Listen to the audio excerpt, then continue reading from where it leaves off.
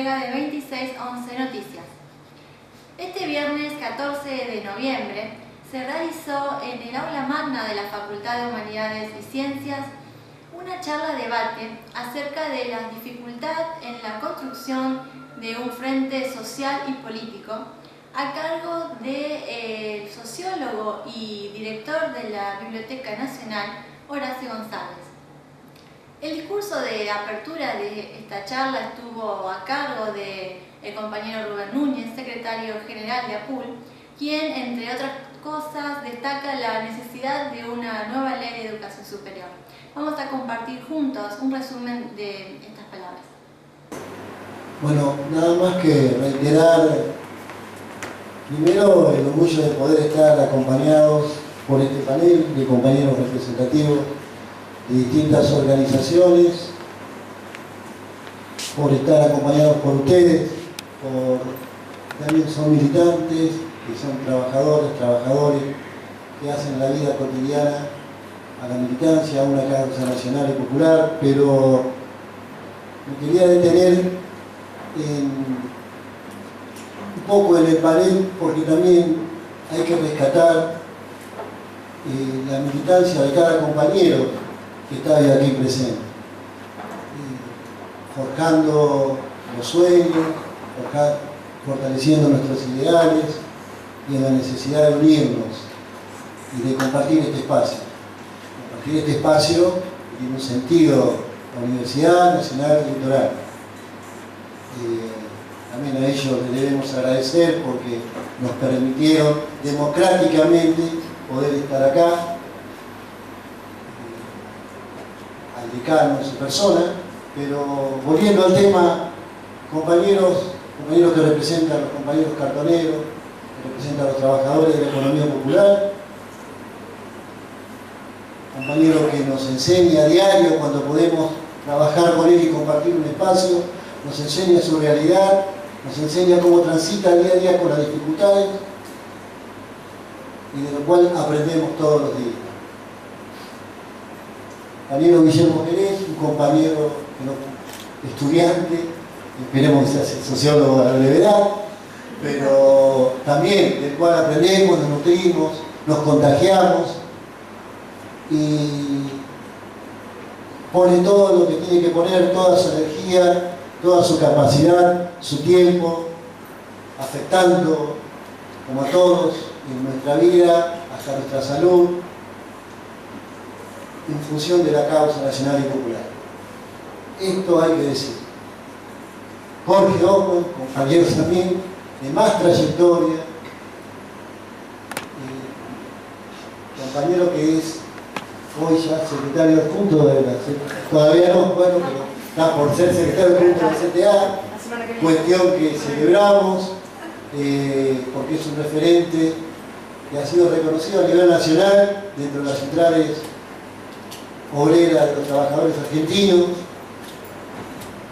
Y bueno, y Horacio, que para nosotros y para mí es un patriota, es un compañero, es un patriota, como lo fue, como lo es Néstor, y bueno, son esos hombres que desde el campo intelectual que pueden proyectar ese pensamiento y contagiar en la acción, que esto es la importancia del pensamiento, convertirla en acción, no que quede solamente en pensamiento. Y esto es lo que nosotros un poco, de lo que tratamos de buscar, de nutrirnos entre nosotros de las ideas, de aprender de los maestros, de los compañeros referentes, de los que tienen una visión más amplia, pero también aprender de la gente en forma cotidiana todos los días, que ahí está el meollo de la cuestión y a nosotros nos debemos continuamente cada día que nos levantamos. Por eso apostamos concretamente, como decía Jorge, desde decir, como compartíamos con los panelistas, esta necesidad que tenemos de crear un frente social y político, de crear un espacio donde podamos encontrarnos el movimiento obrero organizado, los trabajadores no registrados, las organizaciones sociales y políticas, y ahí dentro meter la universidad, para ver cómo diseñamos y decir por qué nosotros, ante esta situación, allá por hace 4 años atrás, cuando falleció Néstor, que tuve la oportunidad de compartir un panel en la Facultad de Ciencias Jurídicas, 4 años atrás nos encontramos en una coyuntura igual. Me había dejado físicamente Néstor y estábamos en la coyuntura de, bueno, cómo acompañamos a Cristina, cómo profundizamos el proyecto. 4 años después, hoy, a instancia de una coyuntura electoral, decimos cómo profundizamos el proyecto, qué hacemos, cómo construimos nuevas herramientas para conservar y sostener lo que logramos en estos 10 años, pero cómo profundizamos y agregamos más derechos. Y bueno, es una forma de esta que creemos. Poder generar estos ámbitos, tratar de darle una potencialidad a estos ámbitos, proyectar y contagiar. Tiene un primer paso, CGT, CTA, CETEL, para poder compartir un espacio de acción común, porque la clase obrera es una sola y así nosotros los interpretamos, por eso tratamos de traducirlo en un pequeño programa de 7 puntos que le presentamos al gobierno provincial, que va a tener su continuidad en el accionar en este año y en los próximos años, como así también generamos un espacio de formación política de las centrales obreras y poder dar una continuidad e invitar a los demás sectores sociales y ser parte de esto. Y lo que decía también Guillermo con referencia al ámbito universitario, que nos toca muy de cerca, la universidad está ajena a estas situaciones y está ajena estructuralmente a estas situaciones. Y eso que este gobierno ha hecho mucho en estos 10 años. Le ha dado miles y cientos de millones, desde 1.800 millones en 2003 a 43.000 millones en el sistema educativo actual, le puso al sistema universitario y es todavía una cuestión que nos está preocupando y es una de las cuestiones que debemos atacar para profundizar el modelo, con una nueva ley de educación superior, que nos permita fundamentalmente a todos estos sectores que estamos representando, agregando a los sectores empresariales, al sector productivo y a otras organizaciones sociales, a que constituyan el gobierno en la universidad, que entre todos diseñemos qué carreras estudiamos, dónde tiene que ir el horizonte de la universidad y qué respuestas sociales debemos dar. Pero concretamente, este espacio universitario también invitamos que se sumen a participar en esta construcción de una sociedad más justa y en apoyo al gobierno nacional y a este proyecto nacional que venimos sosteniendo en estos 10 años. Pero también es imperioso y debemos destacar y resaltar nosotros como sectores del mundo del trabajo, como movimiento obrero organizado, que para profundizar el modelo es necesario que representantes del movimiento obrero ocupen los espacios de poder político para profundizar este modelo. Resistimos en los 90, acompañamos hasta ahora, pero también es la oportunidad de ocupar esos espacios y seguramente tenemos nuestros corazones latiendo, nuestros brazos predispuestos y nuestra vida para aportar al proyecto nacional y popular. Muchas gracias.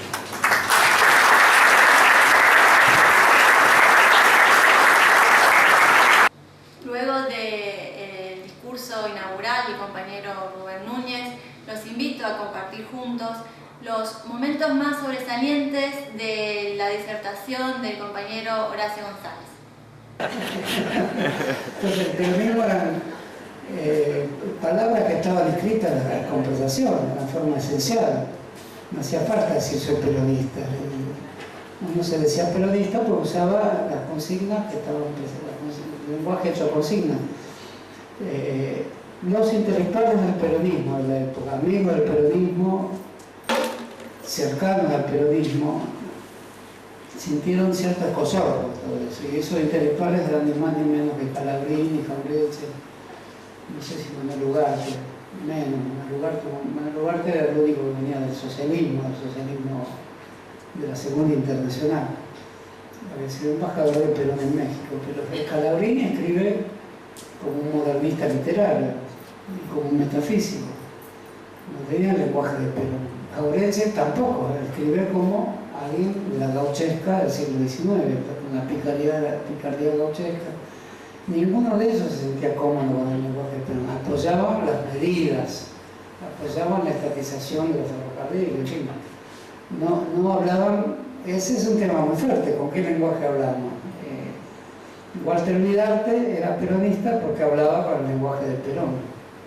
Y el comisario enseguida se da cuenta. Scalabrini y Jauretche no hablaban con el lenguaje de Perón y eran personas que apenas cae Perón son los primeros que salen a defenderlo. Y además Perón ya no, el gran articulador de ese lenguaje estaba exilado y se vio obligado a hablar de otra manera. Basta revisar la correspondencia con Cook para ver que él habla de otra manera. Cook lo obliga a hablar de otra manera. Lo obliga a analizar la Revolución de Octubre soviética. Cuál es la posición del zar Nicolás II. Perón se mete en esos temas porque le interesan y porque le interesa responder a las posiciones de Cook con Clausewitz. Perón es un lector de Clausewitz y Cook era un lector de Marx. Es una correspondencia entre la tradición marxista en el peronismo, que no es cualquier cosa, y la tradición peronista en la teoría militar prusiana, que era la de Perón. Entonces, esa correspondencia es una correspondencia fenomenal. En los libros de texto de la enseñanza primaria enseñaban a leer con la palabra Perón, Evita. Si uno piensa en la revolución del 55 de la Marina, muchos de los motivos no eran económicos, algunos sí lo fueron, incluso paradójicamente lo fueron por la cuestión del petróleo. Perón estaba dispuesto a hacer concesiones porque había llegado a cierto límite el crecimiento argentino. Entonces el nacionalismo argentino es el que hace la revolución contra Perón. Es Donaldi, es un nacionalista católico. Como el general Valle, que se insurrecciona después que cae Donaldi, no antes, porque también era un nacionalista católico. No hablaba como Perón Valle, tampoco. Por eso es muy compleja la historia argentina. Y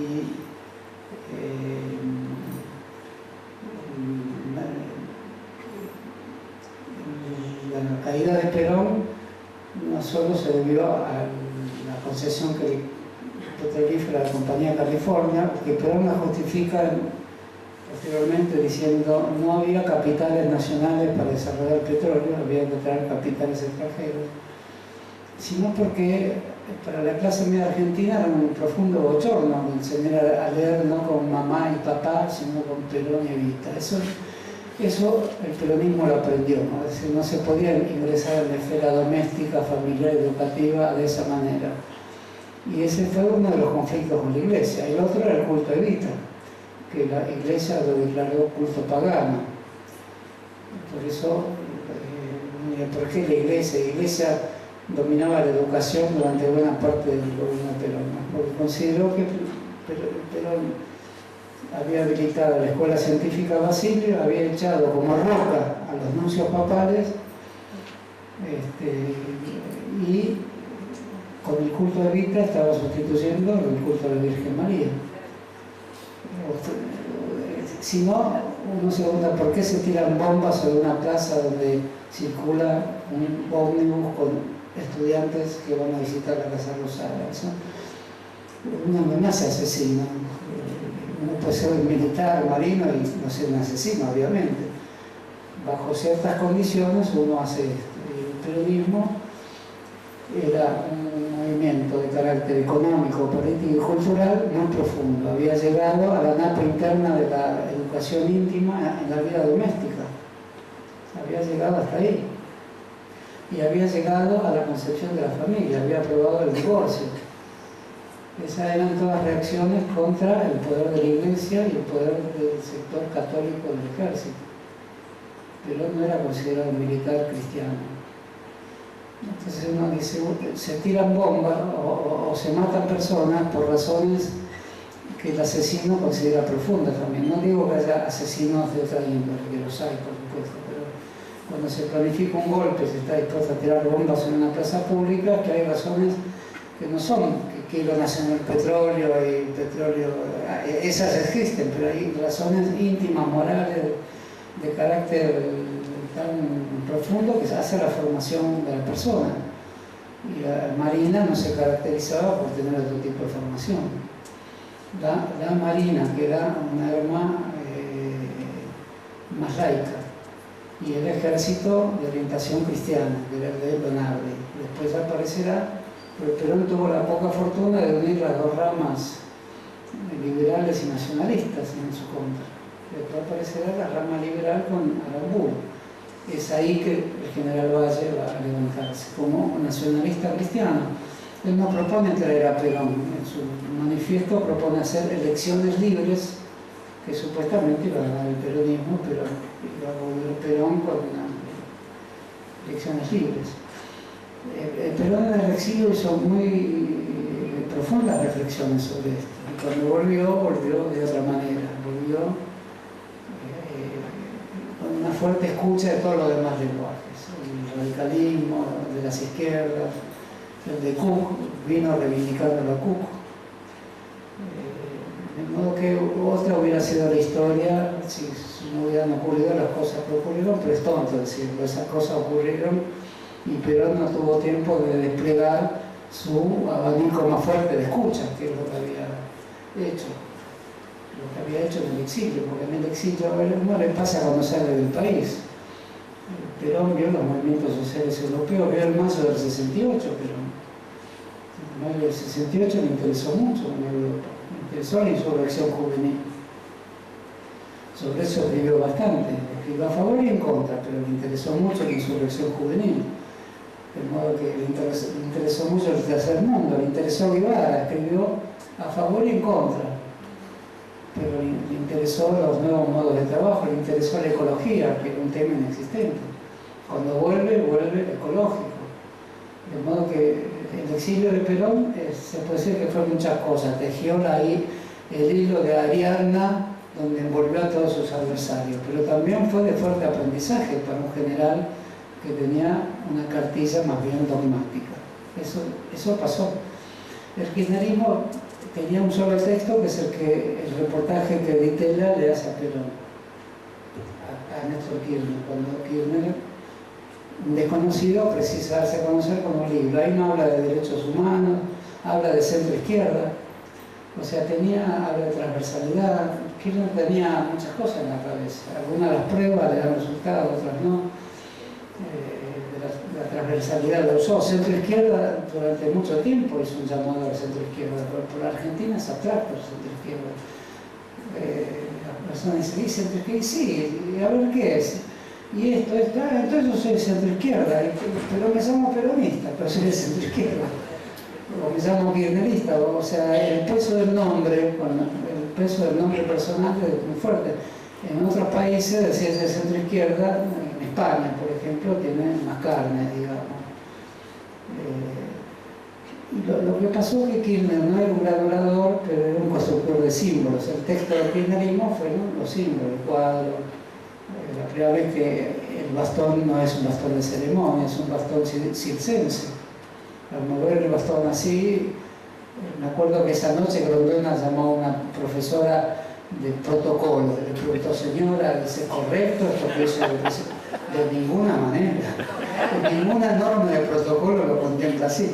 Y bueno, él venía a decir, voy a quebrar estos protocolos, venía a decir, voy a hacer mucho más de lo que imaginan.